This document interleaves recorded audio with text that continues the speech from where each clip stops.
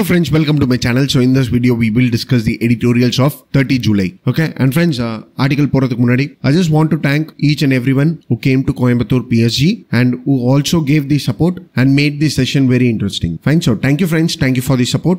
And the important articles என்னென்ன அப்படினு சொல்லிட்டு கேட்டிங்கன்னா the layers of protection. This article happens to be an important article. We will discuss this article in detail. And அதே மாதிரி now to compete. So even this article is all about telecom sector's infrastructure. So இந்த ஆர்டிகலையும் நம்ம discuss பண்ணலாம்.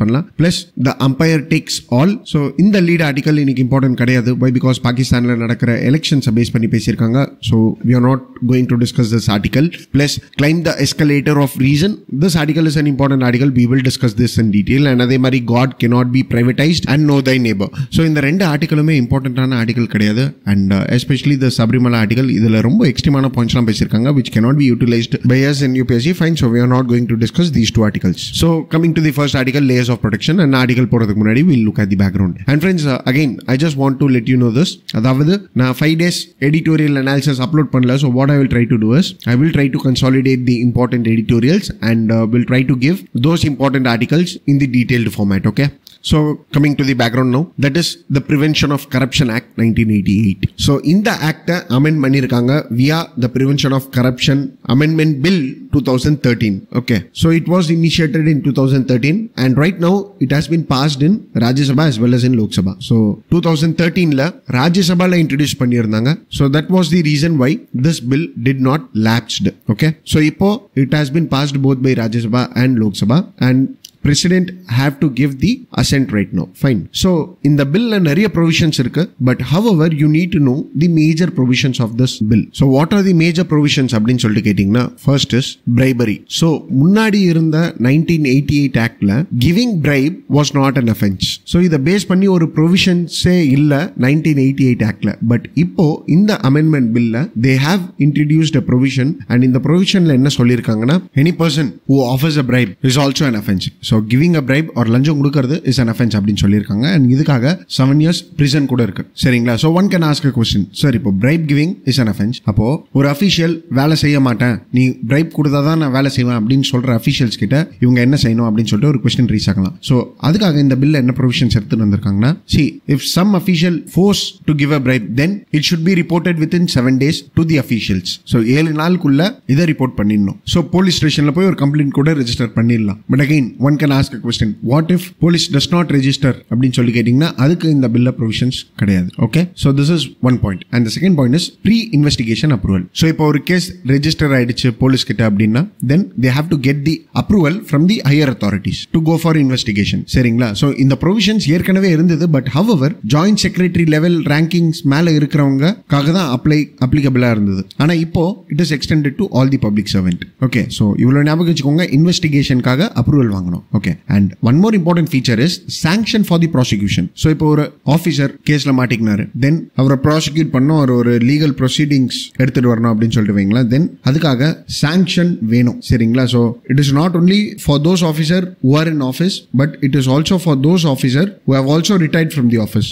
So இதுக்கு முன்னாடி only for serving officials இருந்தது, ஆனா இப்போ retired officers கூட இருக்கு. and இதுக்காக ஒரு டைம் லிமிட் கூட எடுத்துட்டு வந்துட்டாங்க. அதாவது என்னன்னா, sanction 3 மாசத்துக்குள்ள கொடுத்துடணும், and எக்ஸ்டென்ஷன் வேணும்னா 1 மாசம் எடுத்துக்கலாம் அப்படின்னு சொல்றாங்க. ஓகே, சோ இன்வெஸ்டிகேஷனுக்காக அப்ரூவல் வாங்கணும், ப்ராசிக்யூஷனுக்காகவும் சாங்ஷன் வாங்கணும். புரியுதுங்களா? And one of the most important feature is the criminal misconduct. So criminal மிஸ்கண்டக்ட்னா என்னென்ன வேலைகள்லாம் செய்யக்கூடாதோ அதெல்லாம் கிரிமினல் மிஸ்கண்டக்ட். ஓகே, ஸோ இதுக்கு முன்னாடி இருந்த ஆக்ட், அதாவது 1988 ஆக்ட்ல there were 5 points with respect to criminal misconduct. ஆனா இப்போ இதை 2 பாயிண்டா மாத்திட்டாங்க. Okay, so there are only 2 forms of criminal misconduct and அது 2 என்னது அப்படின்னு சொல்லி கேட்டீங்கன்னா, it is misappropriation of property or misappropriation of asset and intentionally enriching oneself illicitly. So these are the 2 definitions of criminal misconduct அப்படின்னு சொல்லியிருக்காங்க. அதாவது தப்பான வழியில சொத்து சேர்த்திருந்தா criminal misconduct, and the second point is அவர் பண்ற ஆக்ஷன் or அவருடைய intention ரொம்ப தப்பா இருந்ததுன்னா then it is a criminal misconduct. So ஒரு ப்ராப்பர்ட்டி அக்வயர் பண்ற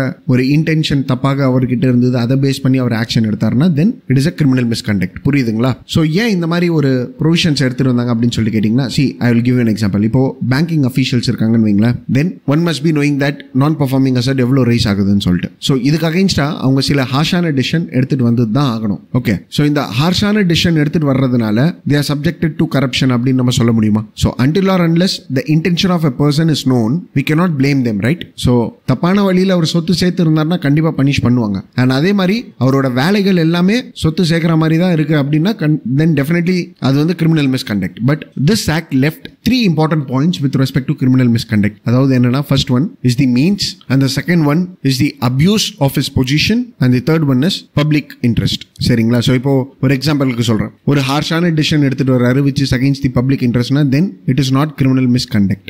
புரியுதுங்களா? அதே மாதிரி அவர் ஒரு பொசிஷன்ல இருக்காரு அண்ட் அந்த பொசிஷன்ல ஒரு டிஸ்கிரிஷனரி பவர் அவருக்கு தேவைப்படும் and his decision may be against few person. So just because அவருடைய பொசிஷனை வந்து அவர் மிஸ்யூஸ் பண்ணிட்டாருன்னு சொல்லிட்டு அது கிரிமினல் மிஸ்கண்டக்ட் அப்படின்னு நம்ம சொல்ல முடியாது. புரியுதுங்களா? So this alone is not a source for criminal misconduct. So public இன்ட்ரெஸ்ட்டுக்கு அகைன்ஸ்டா இவர் ஆக்ஷன் எடுத்துட்டு வந்தாருன்னா yes he should be punished, இல்லன்னு இல்லை. பட் அகைன் இந்த 2 பாயிண்ட் ப்ரூவ் பண்ணோம். அதாவது என்னன்னா, அவர் சொத்து சேர்த்து வச்சிருக்காரா, அவர் அவருடைய இன்டென்ஷன் தப்பா இருக்குதா, இதை 2 நீங்க ப்ரூவ் பண்ணுங்க, then you may be subjected to punishment. அப்படி இல்லையா இந்த ஆஸ்பெக்ட்ஸ் கீழே கிரிமினல் மிஸ்கண்டக்ட் ப்ரொவிஷன்ஸ் வராது. Fine, I hope it is clear to you. So ஆர்டிகல்ல இன்னும் தெளிவா புரியும். ஸோ சிம்பிளா இவருடைய ஞாபகம் வச்சுக்கோங்க, பப்ளிக் இன்ட்ரெஸ்ட், அவருடைய டிஸ்கிரிஷனரி ஆக்ஷன்ஸ் அண்ட் அவர் எந்த மீன்ஸ்ல பணம் சேர்த்தாரு, like until or unless it is lawful, it is not problematic. Okay, so இந்த ஆஸ்பெக்ட்ஸ் எல்லாம் இந்த புது ப்ரொவிஷன்ஸ்ல விட்டுட்டாங்க. And they have included only 2 points, or only 2 points will be considered as criminal misconduct, and that is misappropriation of asset, அதே மாதிரி intentionally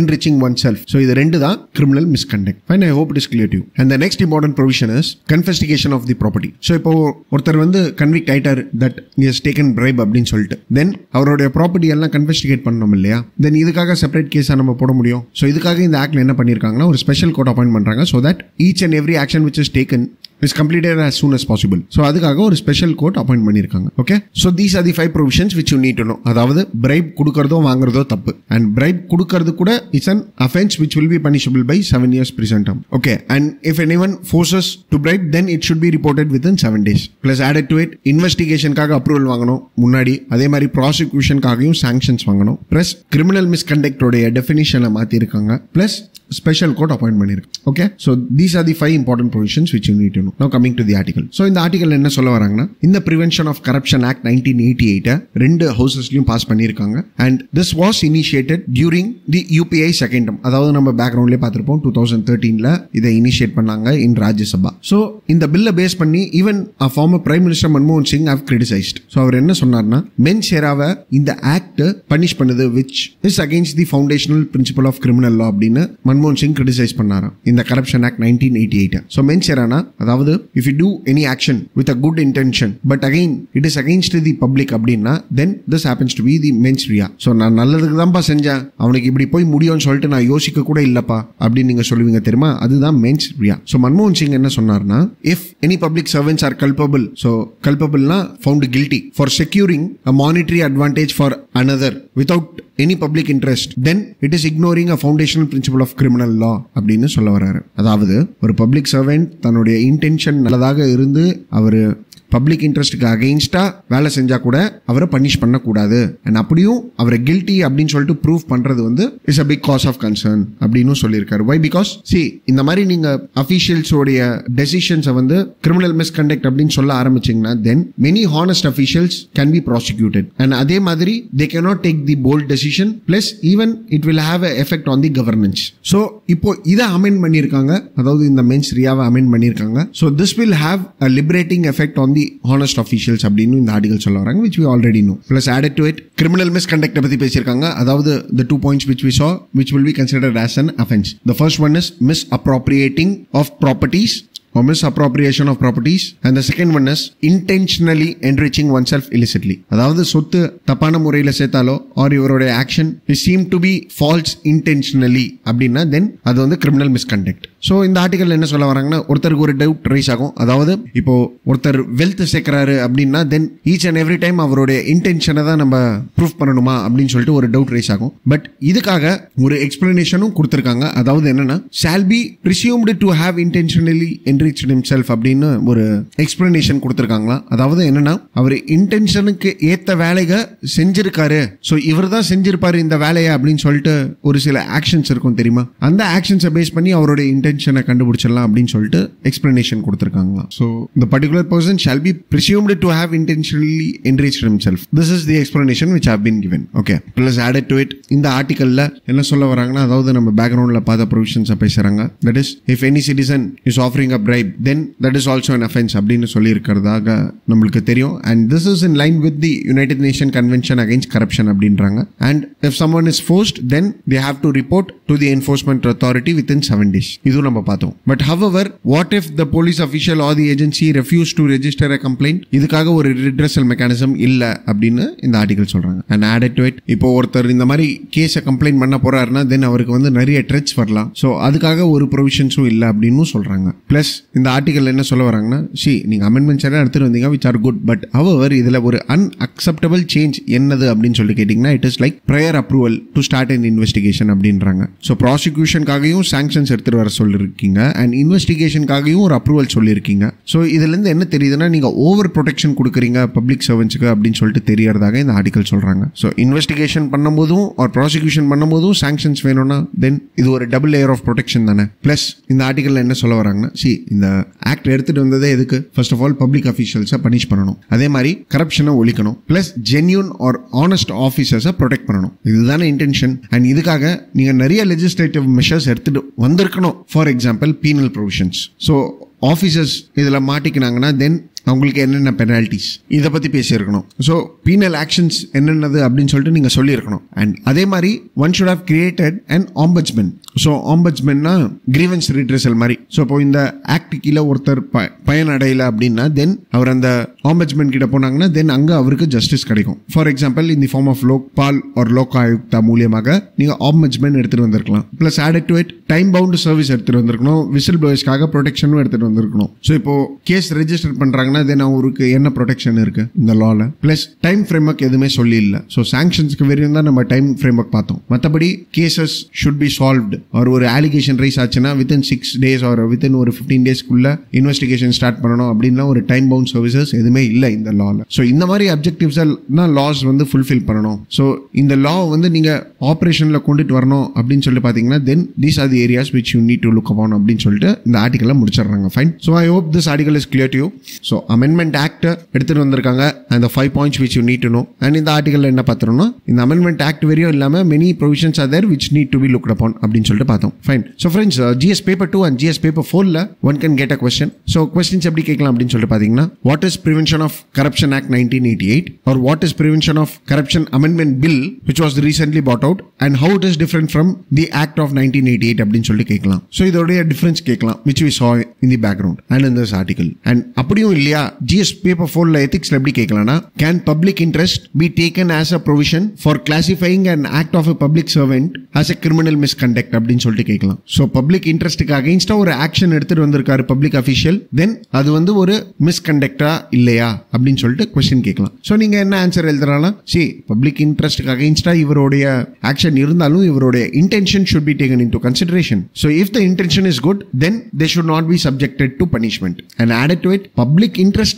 alone is not a factor to check upon. There are also other factors அப்படின்னு சொல்லிட்டு நீங்க உங்க answer ரைட்டிங்ல எழுதலாம் which we inferred in this article. Okay, I hope this article is clear to you. So that's it with respect to this article, friends. And now coming to the next article, that is now to compete. So friends, என்னாச்சு அப்படின்னு சொல்லி கேட்டீங்கன்னா, Vodafone குரூப்பும் idea cellular லிமிடெடும் ரெண்டு பேரும் merge பண்றேன் அப்படின்னு சொல்லிட்டு last year announce பண்ணாங்க. and it was only in the last week அவங்களுக்கு இந்த அப்ரூவல் கிடைச்சிருக்கு. that is from the Department of Telecommunication. So இந்த ஆர்டிகல்ல என்ன சொல்ல வராங்கன்னா, பாலிடிக்ஸ்ல 1 week is a long time and நீங்க பிசினஸ் அப்படின்னு சொல்லிட்டு பாத்தீங்கன்னா தென் 1 year அப்படின்னு சொல்றது வந்து ஒரு எட்டர்னிட்டி அப்படின்றாங்க. ஸோ இனிமேல் வந்தா என்ன வரலனா என்ன அப்படின்னு சொல்ற மாதிரி இருக்கு. ஃபைன். ஸோ ரொம்ப டிலே ஆக்கி இருக்கிறதா இந்த ஆர்டிகல் சொல்றாங்க. அண்ட் ஆட் டு இட் என்ன சொல்றாங்கன்னா, நீங்க அந்த ஒரு இண்டஸ்ட்ரியோடைய ஸ்கோப் பாத்தீங்க அப்படின்னா then subscribers have decreased when compared to last year. So last year it was like nearly about 1.17 billion இருந்தாங்களா, அண்ட் இப்போ 1.13 billion தான் இருக்கிறாங்க. அண்ட் அதே மாதிரி சர்வீஸ் ப்ரொவைடர்ஸ் அப்படின்னு சொல்லி பாத்தீங்கன்னா தென் even the service providers have decreased. So கிட்டத்தட்ட 10க்கு மேல சர்வீஸ் ப்ரொவைடர்ஸ் இருந்தாங்களா, அண்ட் இப்போ வெறும் 5 பேர் தான் இருக்காங்களா. அதாவது 3 பிரைவேட் அண்ட் 2 ஸ்டேட் உண்டு. ஸோ 3 பிரைவேட் யாரு அப்படின்னு சொல்லிட்டு பாத்தீங்கன்னா ஜியோ, ஏர்டெல் அண்ட் இந்த Vodafone and Idea merger, and 2 private வந்து BSNL and MTNL. So at least இப்போயாவது அவங்க ஹோப் பண்ணது அவங்களுக்கு கிடைச்சிருக்கு. And they could gain out of the situation and they could gain something அப்படின்னு சொல்லிட்டு தெரிய வருது. But however the situation has changed a lot. So நம்ம ஏற்கனவே பார்த்தோம் சப்ஸ்கிரைபர்ஸ் கம்மியாக இருக்காங்க. And this happens to be a capital intensive business. So ரொம்ப இன்வெஸ்ட்மெண்ட் அதிகம். So the situation which is prevailing on the ground is different right now. Like for instance இந்த ஆர்டிகல்ல என்ன சொல்ல வராங்கன்னா, காம்படிஷன் ரொம்ப அதிகமாக இருக்கு. ஸோ ரிலையன்ஸ் ஜியோ வந்ததுக்கு அப்புறம் prices have decreased a lot. And இது வரையும் இல்லாம many companies are blaming Jio. So என்ன சொல்றாங்கன்னா, see இப்போ Jio வராங்கன்னா அவங்க ஃபர்ஸ்ட் மார்க்கெட்ல they will sell the product at very cheaper cost. And அதுக்கப்புறமாக அவங்க என்ன செய்வாங்கன்னா காம்படிஷனை எலிமினேட் பண்ணிடுவாங்க. then they will stand in a monopoly position. And இது அவங்கனால செய்ய முடியும். why? because they can face the losses and அவங்களுடைய பாக்கெட் ரொம்ப ஃபுல்லா இருக்கு. so சில நாட்கள் they will face the loss and they will raise the consumer base and மத்த கம்பெனிஸ் எல்லாரையும் எலிமினேட் பண்ணிடுவாங்க. and அதுக்கப்புறம் they will dominate the market. so this is one problem which is prevailing. and the other one is the fees which the operators pay. so இத base பண்ணி changes எடுத்துட்டு வந்திருக்காங்க. so இதுக்கு முன்னாடி எப்படி இருந்ததுன்னா, இப்போ ஏர்டெல்ல இருந்து ஜியோக்கு நீங்க ஃபோன் பண்றீங்க or ஜியோல இருந்து ஏர்டெலுக்கு ஃபோன் பண்றீங்கன்னு வைங்களா, then the service providers have to give certain fees to the other company. so இதனால டெலிகாம் செக்டார்ஸ்க்கு ஒரு நல்ல ரெவென்யூ இருந்தது. பட் however ட்ரை என்ன டிசிஷன் எடுத்துட்டு வந்திருக்காங்கன்னா, அதாவது லாஸ்ட் டிசம்பர்ல இந்த ஃபீஸை பாதி ஆக்கிட்டாங்க. that is on cross network calls. so இத பேஸ் பண்ணியும் ரெவென்யூ குறைஞ்சிருக்கு. so இந்த மாதிரி சிச்சுவேஷன்ல they are both going in for mergers. and இது வரையும் இல்லாம 2 கம்பெனிஸும் என்ன சொல்லலாம் அப்படின்னு சொல்லிட்டு பாத்தீங்கன்னா, லைக் இப்போ வோடஃபோன் அண்ட் ஐடியாவோட சப்ஸ்கிரைபர்ஸ் வந்து கிட்டத்தட்ட 430 மில்லியன் சப்ஸ்கிரைபர்ஸ் இருக்காங்க, which is more than Airtel consumer base or customer base. that is nearly about 345 million. so Airtel விட consumer base or subscribers base பண்ணி இவங்களுடைய எண்ணிக்கை அதிகமாக தான் இருக்கு. but again they have to adapt to the market conditions and they should be in a position to face losses also. So ஒரு ப்ராப்பரான business model இவங்களும் எடுத்துட்டு வரணும். அண்ட் இது வரையும் இல்லாமல் நீங்கள் வயர்லெஸ் ஸ்பெக்ட்ரம் கூட எடுத்து பார்த்தீங்கன்னா, அதாவது இன்டர்நெட் கனெக்ஷன் பேஸ் பண்ணி இருக்கிற பிட்டிங் கூட ரொம்ப அதிகமாக இருக்கு. அண்ட் ஆடட் டு இட் இப்போ மொபைல் நம்பர்ஸ்லாம் ஈஸியாக சேஞ்ச் பண்ணிடலாம். மொபைல் சர்வீஸ் ப்ரொவைடர்ஸ் எல்லாம் நம்ம ஈஸியாக சேஞ்ச் பண்ணிடலாம். So we have mobile number portability. That is in case of any dissatisfaction or if there is any changes in the service quality, then consumer ஈஸியாக மாறிடுவாங்க. So both need to combine together and they have to bring in a good approach அப்படின்னு சொல்லிட்டு இந்த article முடிச்சிடுறாங்க. Fine. So GS paper 3 இன்ஃப்ராஸ்ட்ரக்சர்ல இந்த ஆர்டிகலை நீங்க யூஸ் பண்ணலாம். அண்ட் இந்த ஆர்டிகலோடைய கிரக்ஸ் நான் உங்களுக்கு சொல்லிடுறேன். அதாவது வோடஃபோனும் ஐடியாவும் merge ஆக போறாங்க. அண்ட் இதை பேஸ் பண்ணி அவங்க ஒரு ஃபார்மலான அக்ரிமெண்ட் லாஸ்ட் இயரே சைன் பண்ணாங்க. பட் இப்போதான் அப்ரூவல் கிடைச்சிருக்கு, அதாவது 1 வருஷம் கழிச்சு. பட் இப்போ அப்ரூவல் கிடைச்சா கூட the situation is different. So எந்த மாதிரி சிச்சுவேஷன் அப்படின்னு சொல்லிட்டு பார்த்தீங்கன்னா, ஓவரால் சப்ஸ்கிரைபர்ஸ் அதாவது mobile users have decreased. So 1.17 பில்லியன்லேருந்து 1.13 billion ஆயிட்டாங்க இப்போ. this is first point. and the second one is there is a stiff competition which is prevailing. and இப்போ competitors அப்படின்னு சொல்லிட்டு பார்த்தீங்கன்னாலே 5 பேர் தான் இருக்காங்க. அதுலேயும் 3 private 2 government. Plus this sector is a capital intensive sector. Investment ரொம்ப அதிகமாக எடுத்துட்டு வரணும். And added to it Reliance Jio இப்போ இருக்கு. அண்ட் அவங்க என்ன செய்யறாங்கன்னா, மார்க்கெட்டை இப்போ கேபிட்டலைஸ் பண்றாங்க by reducing the rate. And இவங்க மேல அக்விசிஷன்ஸ் கொடுத்து கூட ஒரு பிரயோஜனமும் இல்லை. Because they happens to be multi billionaire company. And அவங்களுக்கு இது ஒரு ப்ராப்ளமா கூட இருக்காது. அண்ட் இது வரையும் இல்லாம கிராஸ் நெட்வொர்க் கால்ஸை பேஸ் பண்ணி கிடைக்கிற ரெவென்யூ கூட கம்மியா இருக்கு, அதாவது பாதி ஆயிடுச்சு அப்படின்னு கூட சொல்லலாம். பிளஸ் ஸ்பெக்ட்ரம் ஒரு டேட்டா இன்டர்நெட் யூசேஜோடைய பிட்டிங் ரேட்ஸ் கூட ரொம்ப அதிகமாயிடுச்சு. பிளஸ் ஒரு பிசினஸ் குவாலிட்டி ஒழுங்கா இல்லைன்னா இன்னைக்கு மொபைல் நம்பர் போர்ட்டபிலிட்டி ரொம்ப ஈஸியாக இருக்கு. கன்சியூமர் ஈஸியா மாறிட்டு போயிடுறாங்க. ஒரு சப்ஸ்கிரைபர்ஸ் ஈஸியா தன்னுடைய சர்வீஸை மாத்திடுறாங்க. ஸோ ஒரு ப்ராப்பரான பிசினஸ் மாடல் எடுத்துட்டு வரணும் அப்படின்னு சொல்லிட்டு முடிச்சிடுறாங்க. ஃபைன். ஸோ டெலிகம்யூனிகேஷன் செக்டரை பேஸ் பண்ணி ஏதாவது கொஸ்டின் கேட்டாங்கன்னா then you can utilize these points to your advantage, friends. Fine. So that's it with respect to this article. We'll move on to the next article, that is climb the accelerator of reason. So friends, this article is all about death penalty. Okay, so death penalty ரொம்ப emphasis பண்ணி பேசியிருக்காங்க. And ஸ்டார்டிங்ல என்ன சொல்ல வராங்கன்னா, இப்போ நீங்க mob lynching base பண்ணி சுப்ரீம் கோர்ட்டோட வேர்டிக்ட பாருங்க. கேட்டாங்க. அந்த வேர்டிக்ல அவங்க என்ன சொன்னாங்க, there is a need for us to bring in an effective law and order. So first mob lynching ஒரு criminal offense அப்படின்னு சொல்லிட்டு அனௌன்ஸ் பண்ணுங்க அப்படின்னு சென்டர் கிட்ட கேட்டாங்க. and added to it chief justice of India என்ன சொன்னார்னா, mob lynching வந்து ஒரு மனிதாபிமானம் இல்லாத ஒரு செயல் அப்படின்னு சொல்லிட்டு சீஃப் ஜஸ்டிஸ் ஆஃப் இந்தியா சொன்னார்.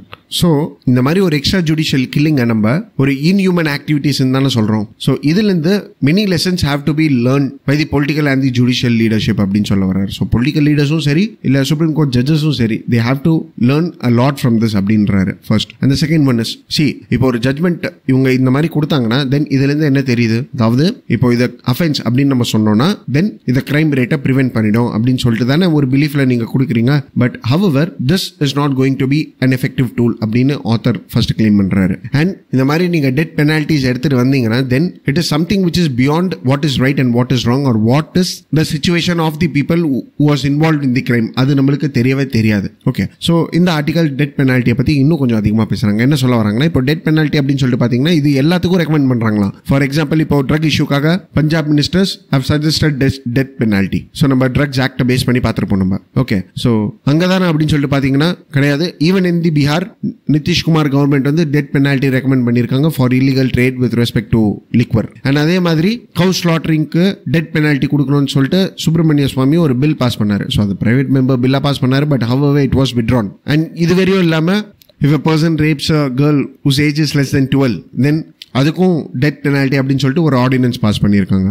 அண்ட் இது எதுக்காக பாஸ் பண்ணீங்க, that is to make the public satisfied. So Kathua case நடந்தது ஜம்மு காஷ்மீரில், அண்ட் அதே மாதிரி உன்னாவ் கேஸ் நடந்தது யூபியில். ஸோ அந்த பீப்புளோடைய ரேஜை கம்மி பண்ணணும்னு சொல்லிட்டு டெத் பெனால்ட்டி எடுத்துட்டு வந்தீங்க. ஸோ இந்த ஆர்டிகல் என்ன சொல்ல வராங்கன்னா, ஸோ இந்த மாதிரி ஒரு ஸ்டாண்ட்ஸ் எடுக்கிறதுனால கவர்மெண்ட், அதாவது டெத் பெனால்ட்டியை ரெக்கமெண்ட் பண்றதுனால இது வந்து தன்னுடைய ஓன் ஸ்டாண்ட்ஸை வந்து முருகடிக்குது அப்படின்னு ஃபர்ஸ்ட் இந்த ஆர்டிகல் சொல்றாங்க. ஸோ சுப்ரீம் கோர்ட் கிட்ட சென்டரே என்ன சொல்லியிருக்காங்கன்னா, death penalty is not the situation to all and as it is not the solution for everything. And however death penalty can be a solution to one of its type of criminal activities. But எல்லாத்துக்கும் நீங்க death penalties எடுத்துட்டு வரீங்கன்னா தென் இது பாலிசியில தான் ஃப்ளா இருக்கு அப்படின்னு சொல்லிட்டு சொல்ல வர்றார் ஆத்தர். அண்ட் இதுல ப்ராப்ளம் என்ன அப்படின்னு சொல்லிட்டு பாத்தீங்கன்னா, even courts or the judiciary supports this. So Uttarakhand high court பாத்தீங்கன்னா they recommended the state to introduce death penalty for cases of child rape. And அதே மாதிரி இப்போ கொடுத்திருக்கிற ரீசெண்ட் வேர்டிக்ல court have shown their frustration with the usage of words like beast, diabolical, unfathomable, monstrous அப்படின்லாம் ரொம்ப எக்ஸ்ட்ரீமான statements use பண்ணியிருக்காங்க. And these sort of languages are used in television studios also. And இந்த மாதிரி ஒரு வேர்ட்ஸ் யூஸ் பண்றதுனால மக்கள் கிட்ட என்ன ஒரு பெர்செப்ஷன் வருதுன்னா, like violence is the only means to get the justice அப்படின்னு சொல்லிட்டு ஒரு பெர்செப்ஷன் ரைஸ் ஆயிடுது. And added to it இந்த ஆர்டிகல் என்ன சொல்ல வராங்கன்னா, இப்போ சைல்ட் ரேப் கேசஸ்லாம் இருக்கா, then what we require is serious policy intervention. So அந்த பாலிசியில என்ன ஃப்ளா இருக்கு அண்ட் மக்களை வந்து இந்த மாதிரி ஆக்ஷன் பண்ண வைக்க கூடாதுன்னா how to stop them, நீங்க அதை தான் பார்க்கணும். இன்ஸ்டெட் ஆஃப் திஸ் சும்மா நீங்க லா அமெண்ட் பண்ணி டெத் பெனால்ட்டின்னு எடுத்துட்டு வந்துட்டு நீங்க ஃபியர் காமிச்சீங்கன்னா then this is not the solution. And சரி, இப்போ சீரியஸான கிரைமுக்கு நீங்க டெத் பெனால்ட்டி எடுத்துட்டு வரீங்களா, ஓகே. பட் அகைன் நான் சீரியஸ் கிரைம்ஸுக்கு கூட நீங்க டெத் பெனால்ட்டி எடுத்துட்டு வரீங்கன்னா then this is a cause of concern. And court கூட இதை அன்செக் பண்ணியிருக்காங்க அப்படின்னு இந்த ஆர்டிகல் சொல்றாங்க. And 2013 justice Verma committee death பெனால்ட்டிக்கு அகைன்ஸ்டா தன்னுடைய ஒப்பீனியன்ஸை வச்சிருந்தாங்க. அண்ட் ஈவன் லாங் கமிஷன் அவங்க கூட என்ன ரெக்கமெண்டேஷன் கொடுத்தாங்கன்னா, death penalty should be only for those crimes which are against the state. So இதெல்லாம் நீங்க ஃபாலோவே பண்றது இல்லையா, ஸோ இவங்களுடைய ரெக்கமெண்டேஷன்ஸையும் கேட்கறது இல்லை அப்படின்னு இந்த ஆர்டிகல் சொல்றாங்க. ஸோ மனிதாபிமானம் அப்படின்னு சொல்லிட்டு நீங்க சொல்றீங்க இல்லையா, so this is the outcome of the policy makers and the justice which is given at the court அப்படின்னு ஆத்தர் கிளைம் பண்றாரு. And added to it Bachan Singh கேஸை பத்தி இந்த ஆர்டிகல்ல பேசுறாங்க. அண்ட் இந்த பச்சன் சிங் கேஸ்ல என்ன சொன்னாங்கன்னா, the right to life could not tolerate and infringement without demonstrable rationality. So ஒரு டெத் பெனால்ட்டி கொடுக்குறீங்கன்னா then it should not be bounded by the emotion, rather அது வந்து ஒரு ரேஷனலான டெசிஷனா இருக்கணும். So without the influence of others this decision should be made. But again இப்போ இதுவா நடக்குது இல்ல இல்லையா, just to make the mass comfortable or the people comfortable இந்த மாதிரி டெத் பெனால்ட்டியோட ப்ரொவிஷன்ஸ் நம்ம எடுத்துட்டு வந்துடுறோம். ஸோ அதான் இங்க ஆத்தர்ல சொல்றாரு, eradicating the evil doer provides sedative comfort to the mob and the state. So first இதை நீங்க ஸ்டாப் பண்ணுங்க. And society-ல we have to develop a culture where justice should be ensured but not in this form. So இந்த article கன்க்ளூஷன்ல என்ன சொல்ல வராங்கன்னா, see first of all you need to bring in a culture of dispassionate study of human cost and the benefits of retribution. அதாவது ஒரு punishment கொடுத்தா அதிலிருந்து வர பெனிஃபிட்டும், and again what is the cost which is involved with respect to the punishment, first அதை நம்ம படிக்கணும், அதை நம்ம புரிய வைக்கணும் மக்களுக்காக. So you educate the people and you develop a culture of tolerance. So this is what is the need of the hour அப்படின்னு சொல்லிட்டு இந்த ஆர்டிகலை முடிச்சிடுறாரு. ஓகே, ஸோ ஃப்ரெண்ட்ஸ், ஆக்சுவலி இந்த ஆர்டிகல்ல பாத்தீங்கன்னா one can say the author is correct to an extent. Why? Because death penalty is not a solution for all. But however, நீங்க UPSC answer writing எப்படி எழுதலாம்னா death penalty is not a solution to end the crimes அப்படின்னு சொல்லிட்டு எழுதலாம். Okay, so I hope this article is clear to you and you can use this article to your advantage. So ethics ல கேட்கலாம், இல்ல GS paper 2 ல கேட்கலாம் death penalty base பண்ணி. Fine, so you can add on these points to your advantage. Fine friends, so that's it with respect to this article and that's it for today. Thank you for watching.